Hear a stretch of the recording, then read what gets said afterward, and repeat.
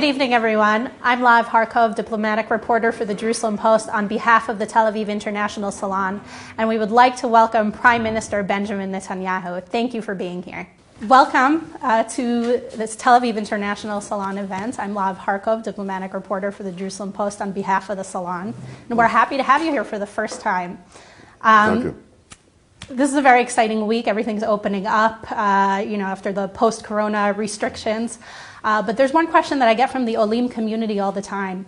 Young families, they want to know when they can visit their parents and their parents can come visit them. Right now, I know only Georgia accepts the green passport.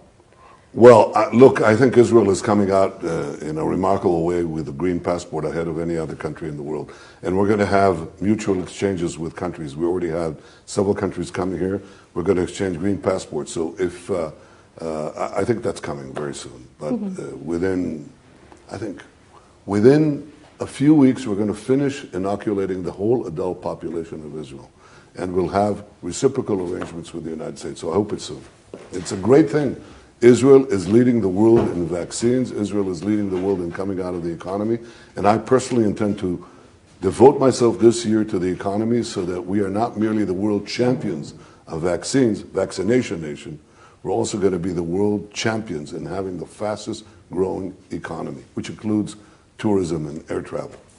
Well, so your economic stimulus plan has not been able to pass in the current government makeup. Is there anything that could be done in the interim? Because it'll take several months before there's a new government. Well, the minute I form the next government, the first decision that I make will be to pass the remaining economic stimulus. In addition to 100 billion shekels that we put forward, and Israel's economy is in good shape, we still have a task to revive the rest of the economy.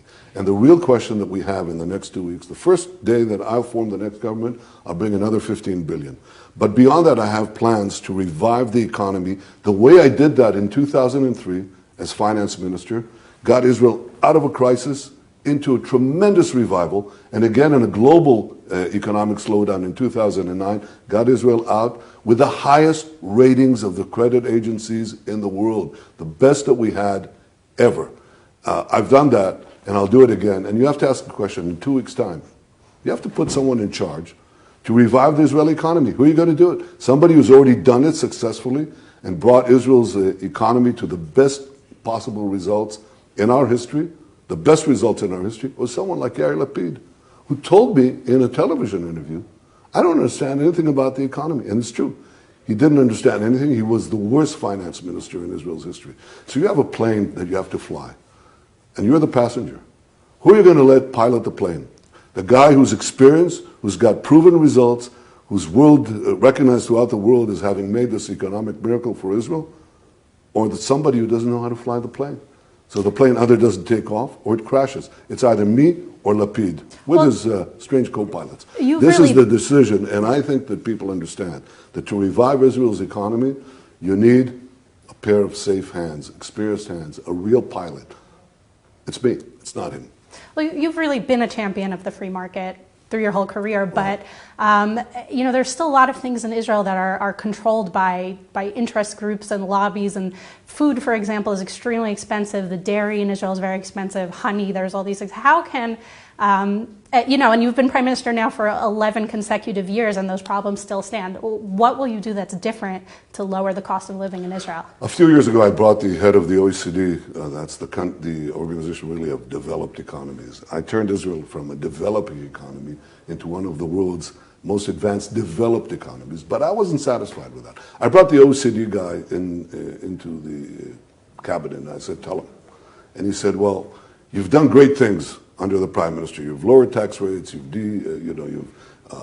reduced the public sector, you've energized the private sector, but you still have a lot of regulation. I said, well, tell him where we are. We were, 6 years ago, we were in the last place in the OECD, except Turkey, which was behind us. I formed a government committee. Every 2 weeks, I or the Director General of the Prime Minister's office chopped with a machete regulations. We moved 18 places, more than any other country in the world, in deregulating. But that's not enough for me. I'll do it. I want to bring us into the top 10. Now, who will do this? Who understands this? Yair Lapid, who understands nothing about the economy? Gideon Sa'ar, who never led the economy? Bennett himself never led the economy on anything. I've done enormous results. I will deregulate because it's in my blood. I love chopping the bureaucracy. I just love to do it. It's not merely that it's good for the country, it's good for me. I like it. So I will do it. They're just yakking away. They talk. They do nothing. But we brought Israel to have, right now, to be in the position that we're emerging from the corona with the strongest, virtually the strongest economy in the world. The shekel is at 12-year high. Our credit ratings are at an all-time high. We still have a job to do, and I'll tell you what the biggest problem will be. The biggest problem will be, I will get the economy launched, for sure. They won't. They don't know how to do it. But there's another factor. The economy could tank again. If we don't bring tens of millions of new vaccines, if we don't do that, then we'll go back to segel, to lockdowns and so on. I'm working right now with Pfizer and Moderna to bring tens of millions of new vaccines, and I'm working to create plants, a plant to produce vaccines here so for I Israel. wanted to know about that. Now, who's going to do that? Is Yair who? 180 prime ministers and presidents call Pfizer, call Moderna. They don't take the calls. They took my call. And I persuaded them that Israel will be the model of success for vaccines. And lo and behold, that's happening. But who will continue to do that? Not Lapid, not Bennett, not Gidon.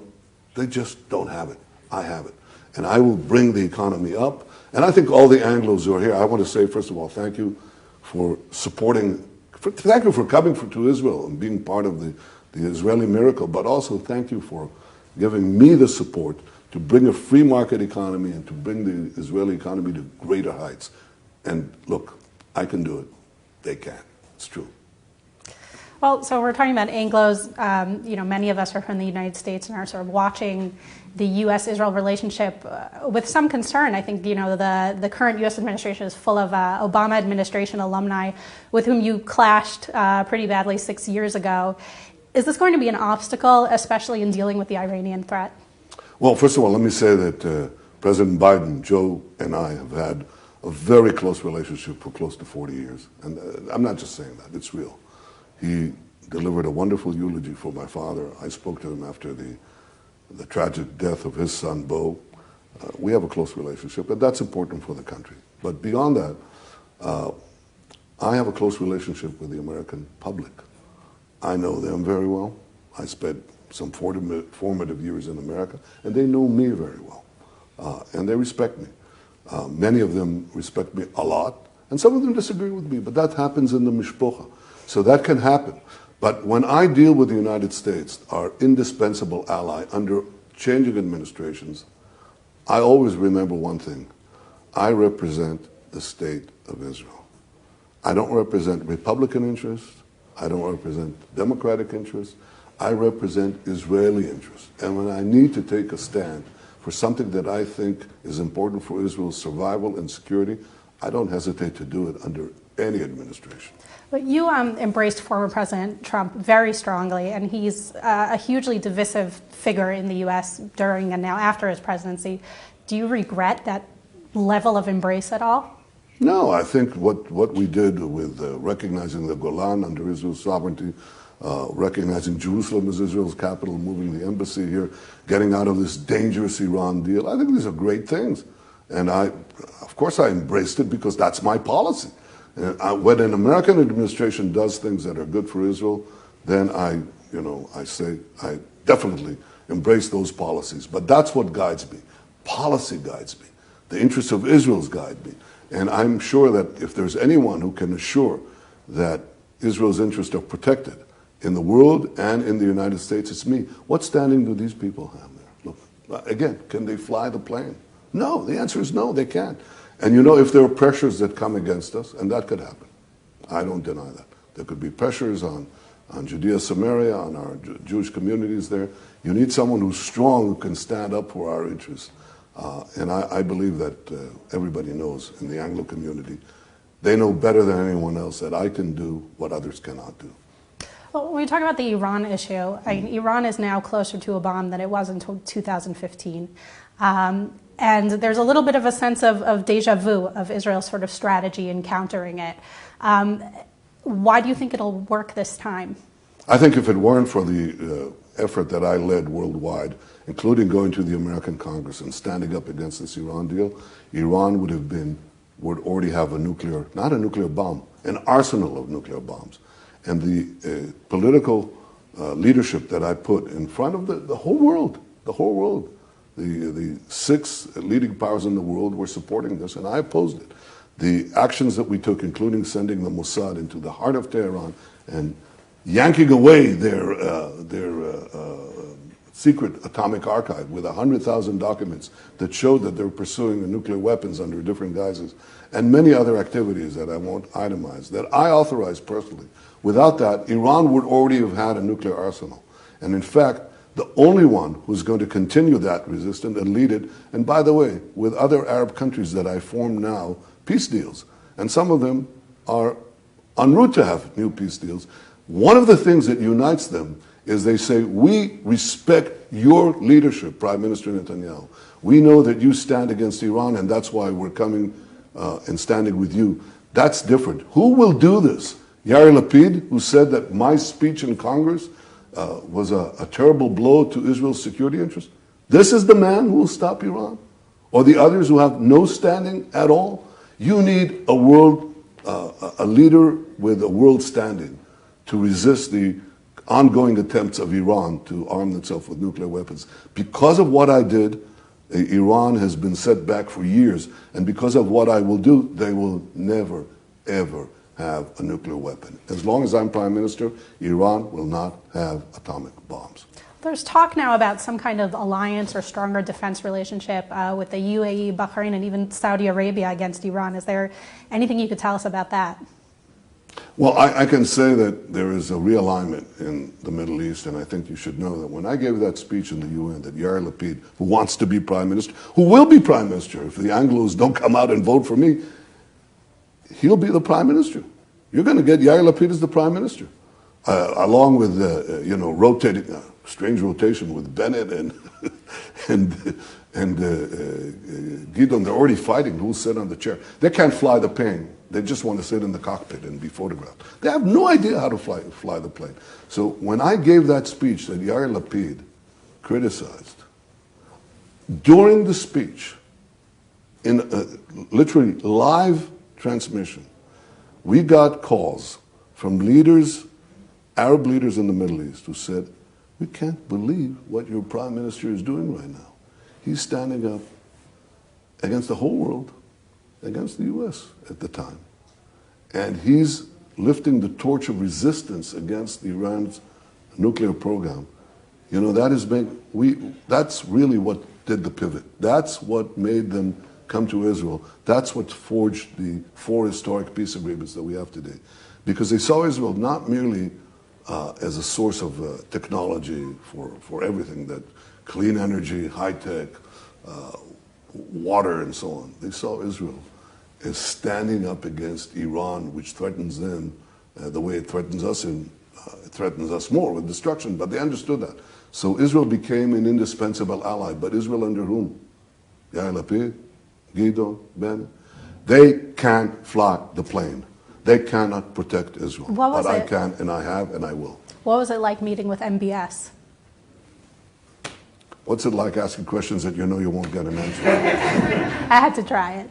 All right. Well, I think a lot of Olim are interested to hear what you think about this new Supreme Court decision allowing reform and conservative conversions to be recognized for purposes of Aliyah. Well, I think we should draw a distinction. I think we have to protect the Chok HaShvut. I think that's important.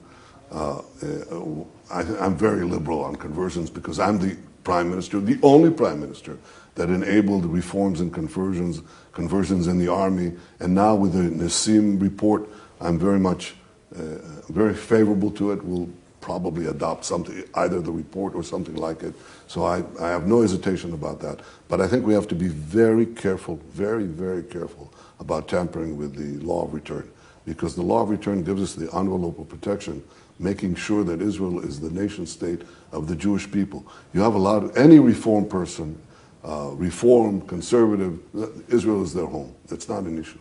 And people can do this and they can come here and that's fine. The real question we have to protect is to prevent fake conversions that could enter the country. And then, a lot of people want to come into Israel. In fact, I put up a fence, you know that? They call it a wall. But I prevented the overrunning of Israel, which is the first world country that you can walk to. The only first world country that you can walk to from Africa. We would have had here already 1 million illegal migrants from Africa, and the Jewish state would have collapsed. The Jewish state, conservative, reform, Orthodox, would have collapsed. So I want to put a finer point. So that I stopped it. You know how many people? Your concern is African migrants want to convert to Judaism in order to get not citizenship? only from there, you could have it from the entire world. I think we can solve the problem of conversion for all streams and all denominations in Judaism, but we also have to protect the borders of Israel so that we're not overrun. And I think we can find a balance between the two. That's what I intend to do. I've done it because without the security barrier that I built, or rather the physical barrier that I built across the Sinai, we would have had today 1 million illegal migrants from Africa. I saw the cities of Israel being overflooded. I was in Eilat. A mother was crying to me. She said, "I can't send my daughter out." I saw this in Tel Aviv. I saw this filling out everywhere. And I stopped it. By the way, the bureaucracy was dead against it. They said it won't work. And I said, it will work. Build a fence. I went there every 3 months. I can fly the plane. I can protect Israel. I have, you know what we say, this Anglo-Saxon word, kabbalot? It's called... I have a record. You have receipts. Results. I have receipts. I have results. And they don't. They don't have it. They're full of ambition, but they have no record. They have no experience. They have no capacity, no proven ability. And now we have to fly the Israeli plane. Well, both. Okay, who'll fly the plane? Both the conversion issue and the migrants issue brings me to the issue of the Supreme Court. A lot of people in your party and in your bloc want to make serious reforms. They want to pass a bill to override certain Supreme Court decisions. Do you support that law or that proposal? I think we need judicial reform. I think that's everybody understands that there's been an imbalance. The great thing about democracies, and I'm a big Democrat with a small d. I'm not a Democrat or a Republican, but the big thing about democracies is they have a balance between the three branches of government, and I think sometimes we lost the balance in Israel. Ultimately, each one balances the other. And if you look at where if you have to give an extra edge to someone, it's the parliament, because it represents the Knesset. It represents the will of the people. And I think that in many ways we've lost that balance. We'll have to restore it with judicial reform, 100%. But another important part of democracy is rule of law, and you've been very sharply critical of the Attorney General, of the judiciary at large. You've said that your specific cases are, fake, basically, and that they're just a political attempt to overthrow you. You don't have a concern that this is undermining the rule of law in Israel? No, I think what undermines the rule of law is that when prosecutions are used, as Justice Jackson, one of the great American jurists, said, it's when prosecution uses rules or creates rules. In my case, they actually created a new crime. They created a crime that doesn't exist in the rule books of the United States or any other democracy in the last 244 years, when they have fake, basically a fake witch hunt with fake charges, with blackmailing witnesses. Unbelievable. Erasing documents, creating new crimes. This is ridiculous. I mean, the whole thing is just collapsing under our feet. But it's not only in my case. I heard the same, I heard the idea that people are being blackmailed from this, what do you call them, the law and order gang, supposedly.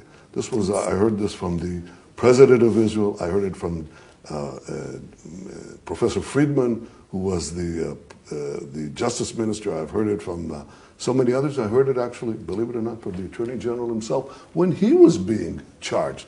So I don't think this is new. I think everybody understands there has to be a reform. The rule of law is protected when people don't do witch hunts, when they don't try to bring down a strong right-wing prime minister with judicial means. They can't beat me in the polls, so they use these absurd charges that will collapse and are collapsing in front of our eyes. Let's talk about politics. You're campaigning very hard in the Israeli-Arab sector. But they've been here all the time. Well, where were you in past elections? I've been What's here new all now? the time. You just didn't notice. From the year 2010, when a year after I became prime minister a second time, until now, that's 11 years, I put in 21 billion shekels for the Arab sector. Nobody noticed. For infrastructure, for education, for welfare, for sewage, for roads, for transportation inside the communities. Nobody noticed, but they noticed. The other thing that I did was I built 9 police stations. We had only 1 in the Arab communities. 9 police stations in the Arab communities. Because they deserve law and order, real law and order, the way all of us do.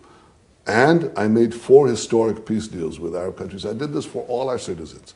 And the Arab citizens understand that. They understand that all these other Arab parties were taking them to a radical cul-de-sac, a place, irrelevance, basically. They didn't deliver on their promises, but we are.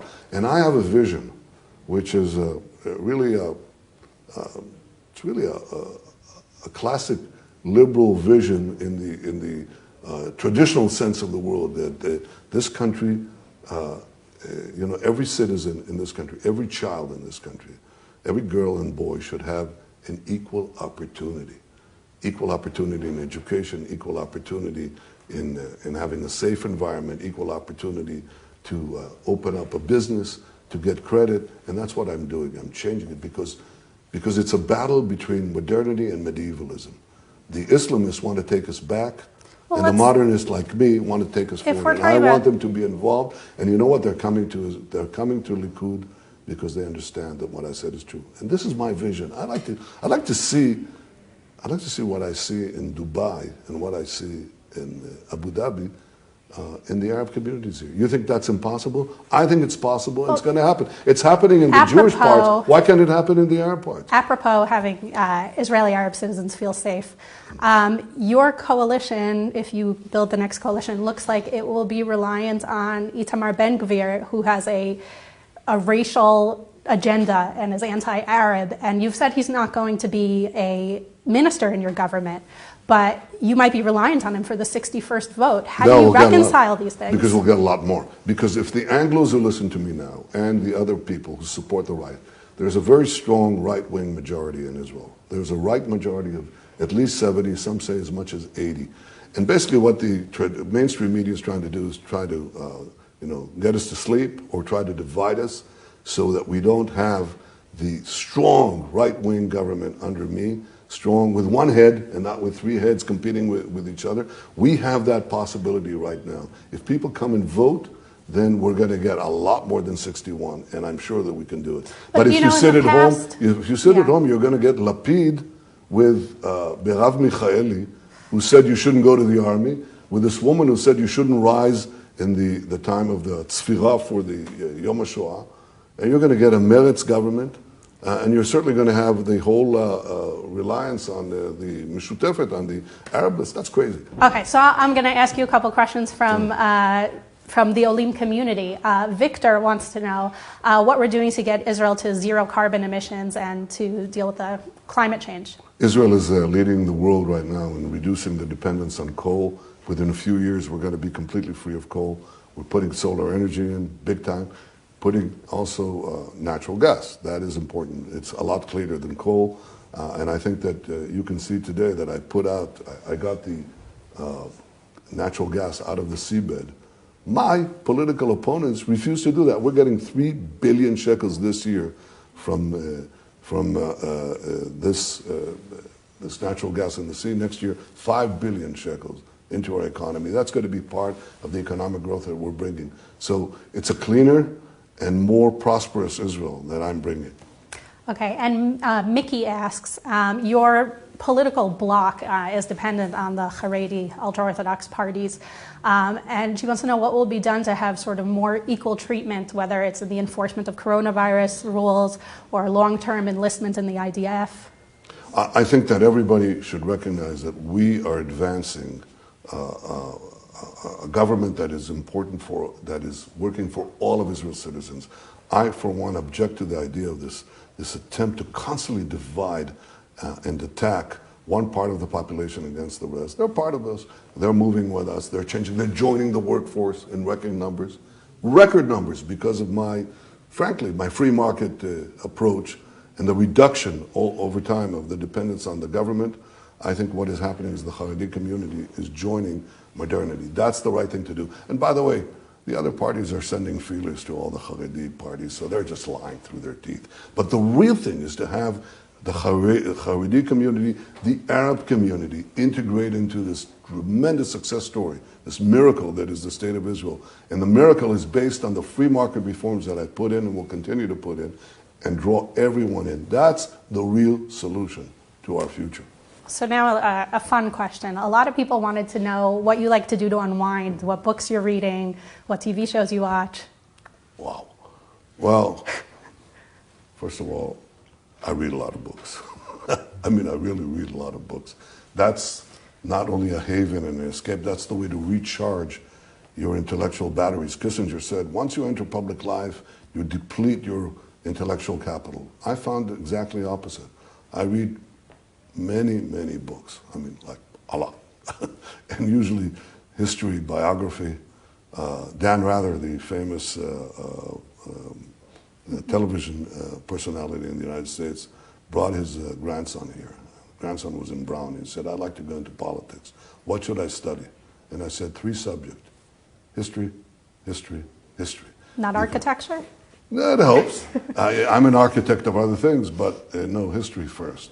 And so I read a lot of history books. And the other thing is I also watch some interesting soap operas. The Crown.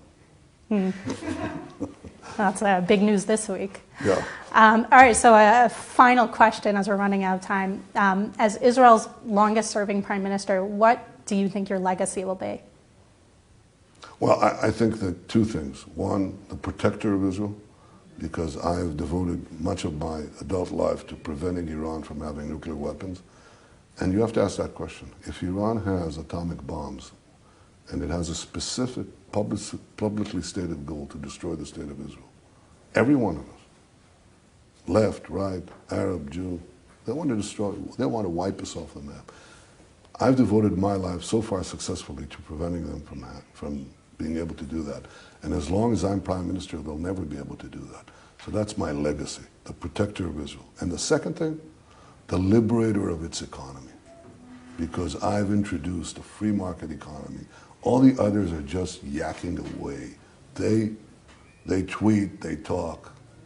They haven't a clue how to do it, but I've done it. I went to a very good business school in MIT, and then I went to the best place that I could learn about liberating economies, the Boston Consulting Group, which is like the Sayeret Matkal of all these consulting groups. And I learned there, and I had a great teacher there. His name was Bruce Henderson, a Virginian. He was 75 years old. He called me into his office on the first day, and he said, and I was 27 years old. He said, you know, I know you're going to go back to your country. You won't be here long. But study and listen everything you can gain here, because one day it will help your country's economy. I thought he was stark raving mad, but he was absolutely right. And I'm so proud of the dozens and dozens of reforms that we've made, launching Israel to be one of the great advanced economies of the world, and you ain't seen nothing yet. I'm going to bring 5G, robotics, biology, life sciences, clean energy. Cyber turned Israel into a cyber power, a gas power. The sky's the limit. I'm going to do this, and I'll tell you one thing else. Billions and billions of dollars that are coming in from the peace treaties that I brought in that nobody believed I would bring in. Under peace for peace, not peace for tearing away Jews from their homes. This is going to make Israel a great, great country, one of the greatest economies in the world. So the protector of Israel, the liberator of its economy, that's enough. Thank you very Thank much. you.